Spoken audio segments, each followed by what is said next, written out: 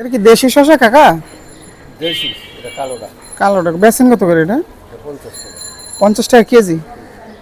আর tomato কত আজকে? Tomato tomato দেশি 20 টাকা।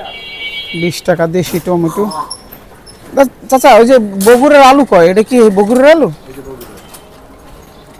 এ বেচেন কত করে? 30 টাকা কেজি। মোটামুটি আছে দাম এখন না?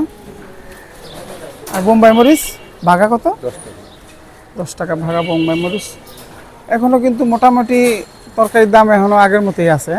এখনো ইয়া আছে। হ্যাঁ, আগের মতোই আছে। মেন রোজ আইলে তরকারি দাম একটু বাড়ে। তো হ্যাঁ, রোজা তো চলে আসতেছে ইনশাল্লাহ।